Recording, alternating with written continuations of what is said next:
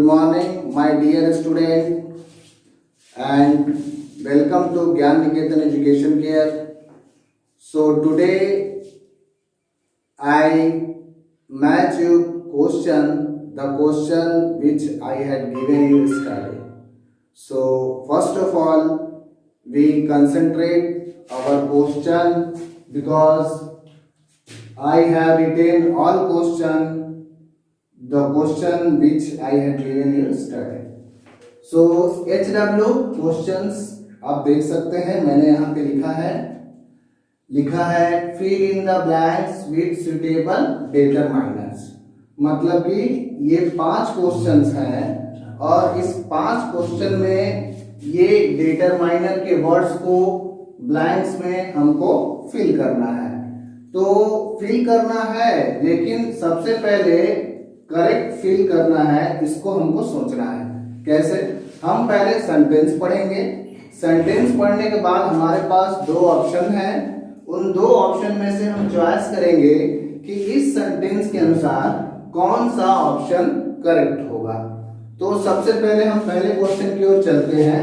पहला क्वेश्चन हमारा लिखा हुआ है blank books are missing from the library.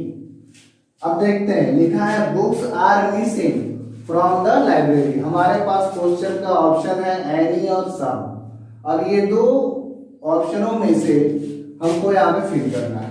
तो सेंटेंस पढ़ते हैं। तो सेंटेंस को पढ़ के ये पता चला कि एक लाइब्रेरी से किताब मिसिंग है, किताब नहीं है, उस लाइब्रेरी में वो किताब नहीं है। तो देखना है कि एनी आएगा कि सम आएगा। तो पहले ये दोनों ऑप्शन के बारे में आपको बता देना चाहता हूं कि एनी और सम में दोनों में डिफरेंस ये है कि एनी जहां पे भी पुट करते हैं वहां पे जो सेंटेंस है वो सेंटेंस या तो निगेटिव का चाहिए या तो फिर इंट्रोगेटिव का चाहिए। फिर से मैं बोलता हूं, एनी पुट करने के लिए, एनी किसी ब्लैंक्स में फिलअप करने के लिए, एनी डिटरमाइनर के लिए आपको जो सेंटेंस होना चाहिए वो सेंटेंस इंट्रोगेटिव का या तो निगेटिव का होना चाहिए।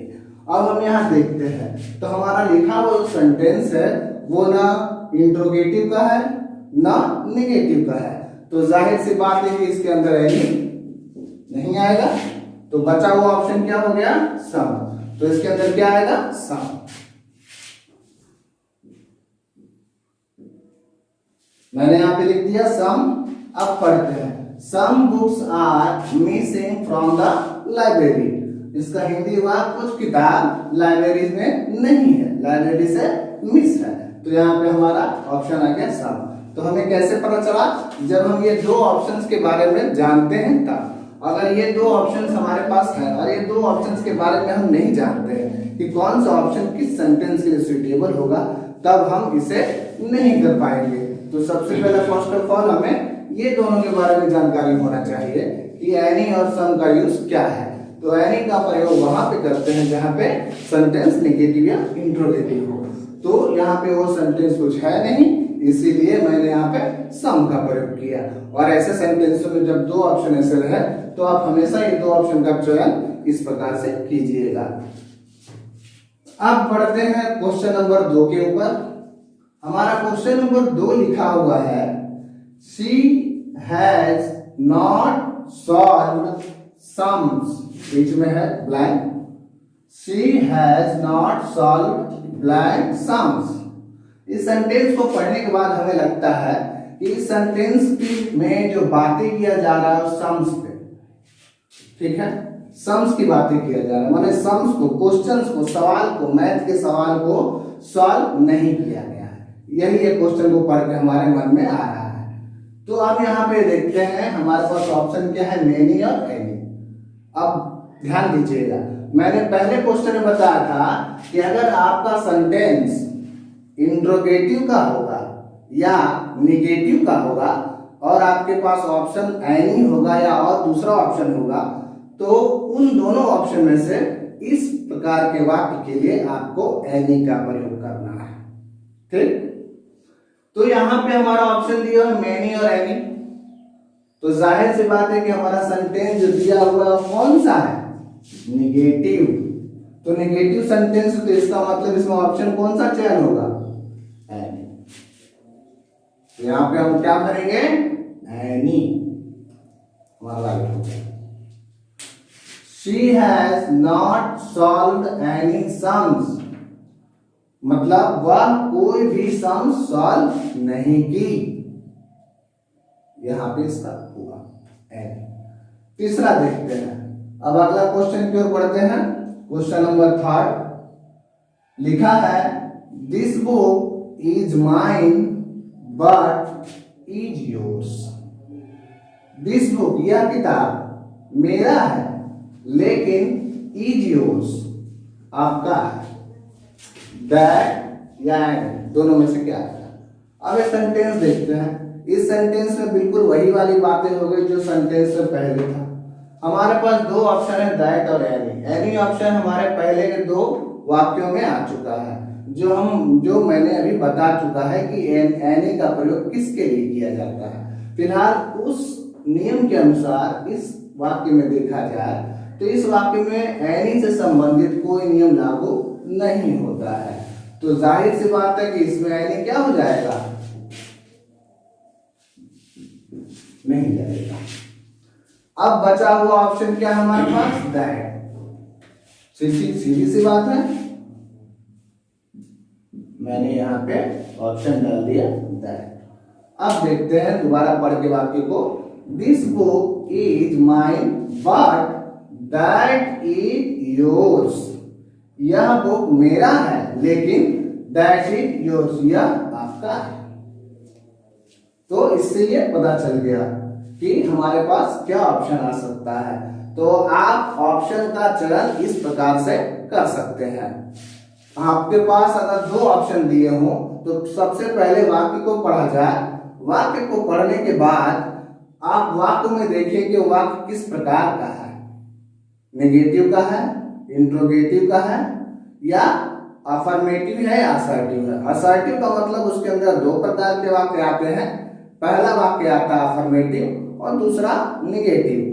दो प्रकार के वाक्यों से जो बना हुआ वाक्य होता है उसे असर्टिव वाक्य के नाम से जाना जाता है। तो ये सेंटेंस को हम असर्टिव बोल सकते हैं, इस सेंटेंस को भी असर्टिव बोल सकते हैं, इसको भी असर्टिव बोल सकते हैं। मतलब कि जो तीन सेंटेंस मैंने आपको बताया, ये तीनों का तीनों सेंटेंस असर्टिव सेंटेंस के अंतर्गत आते हैं।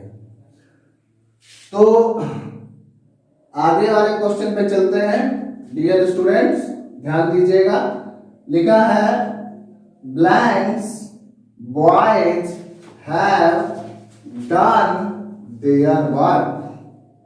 Boys have done their work मतलब कि लड़के अपना काम कर चुके हैं। इस सेंटेंस का हिंदी हुआ। अब हमारे पास दो ऑप्शन है, दैट या दीज। तो हमें इस सेंटेंस के अनुसार देखा जाए तो कौन सा ऑप्शन इसके अंदर सुटेबल होगा। अब पहला हम देखते हैं यहाँ पे, तो हमें पता चलता है कि यहाँ पे लिखा है बॉयज, मतलब आपका नाउन क्या है? Plural noun. ठीक। और डिटरमाइनर के अनुसार देखा जाए तो इस ऑप्शन में दैट और दीज का प्रयोग और इस नाउन का प्रयोग जो हुआ है, इसको हमको प्रयोग करना है और इसका प्रयोग हुआ है। तो जाहिर सी बात है कि ये नाउन प्लूरल है और हमारे ये दोनों ऑप्शन में जो प्लूरल ऑप्शन है वो क्या है? दीज है। ठीक। नाउन प्लूरल है, ऑप्शन प्लूरल है। तो हमें क्या करना है? इस नाउन के अनुसार हमको ऑप्शन को डालना है। तो दोनों को देखते हुए यही पता चलता है कि इस प्लूरल नाउन के मद्देनजर रखते हुए ये प्लूरल ऑप्शन का चुनाव होगा, इस प्लूरल ऑप्शन का चयन होगा। तो यहाँ पे प्लूरल ऑप्शन क्या आ जाएगा? These. These boys have done their work। अब करेक्ट है। दैट बॉयज हम नहीं लिख सकते हैं। क्यों नहीं लिख सकते हैं? कारण क्या है भाई? तो इसका कारण यही है कि दैट जो है यह एक कंजक्शन वर्ड है, जोड़ने का काम करता है। किसी भी दो वाक्यों को जब जोड़ना हो तब दैट का प्रयोग करते हैं। इसे हम रिलेटिव प्रोनाउन के नाम से भी जानते हैं। लेकिन ये तो रिलेटिव प्रोनाउन नहीं हो सकता। ये कौन सा प्रोनाउन है? ये तो आपका डेमोन्स्ट्रेटिव प्रोनाउन है जो इंगित करने का काम करता है, बताने का काम करता है। इस वाक्य में क्या कर रहा है? बताने का काम कर रहा है कि ये बच्चे, ये लड़के अपना काम कर चुके हैं। तो इंगित करने वाला काम कर रहा है, इसीलिए हम लोग डेमोन्स्ट्रेटिव प्रोनाउन का यूज करेंगे।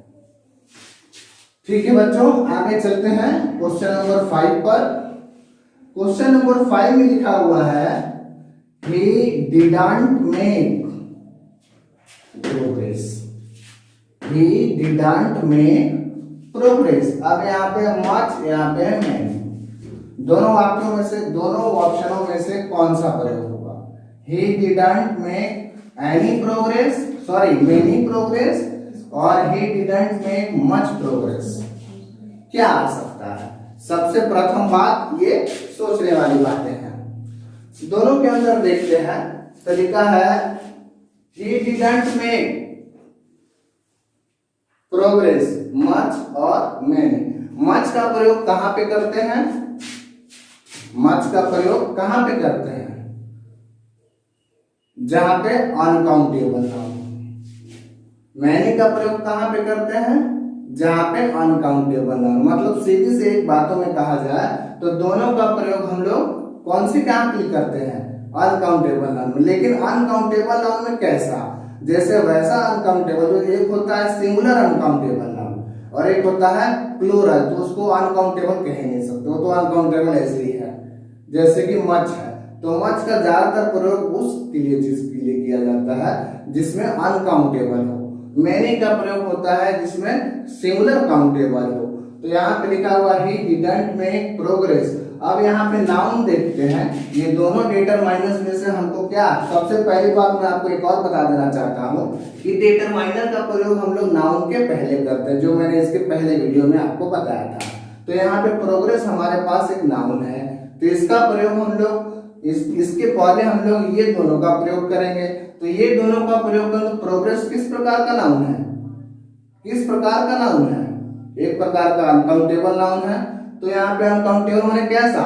मच के लिए या मैनी के लिए? मच के लिए या मैनी के लिए? तो यहाँ पे जाहिर सी बात है कि मैनी आएगा। क्यों मैनी आएगा? क्योंकि यहाँ पे प्रोग्रेस की बात किया जा रहा है। प्रोग्रेस कौन करता है? रिलेटेड अबाउट ह्यूमन बीइंग, मानव जाति प्रोग्रेस करता है, निर्जीव वस्तु तो प्रोग्रेस करता नहीं है। मच जो है एक प्रकार के क्वांटिटी को शो करता है, मात्रा को शो करता है। मच हो गया, मोर हो गया, ये मात्रा को शो करता है, क्वांटिटी को शो करता है। It belongs from what? Non living things, but many belongs from living things. We are talking here, this statement is yours what kind of statement? This statement belongs to what? Living things. So living things option is many. So we can put here the option of many.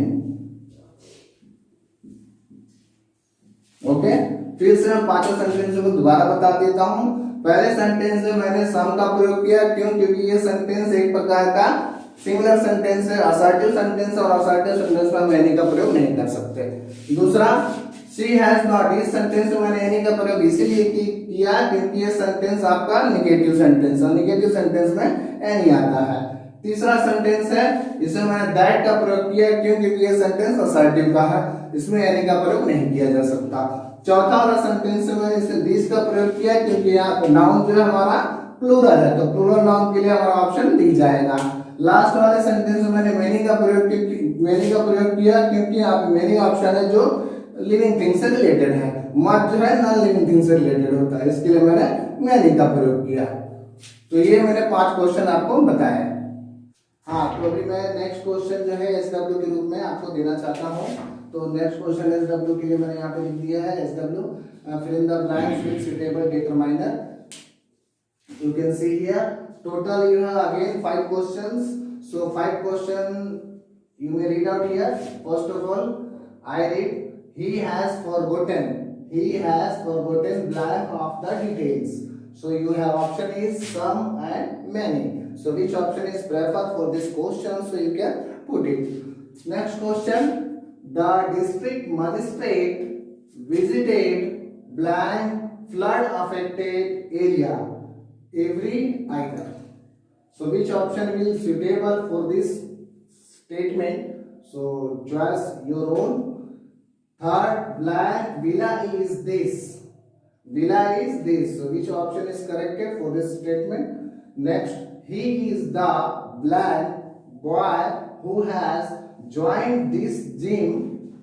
Option is first or whose. Next, I met her blank with. Option is this and these.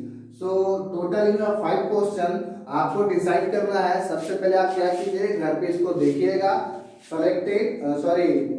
Refer your dictionary, refer your some books, and afterwards you will decide which option will be correct for each statement, depend upon you. So first of all, yesterday I had given you determiners definitions, determiner kinds. So all kinds I have explained you.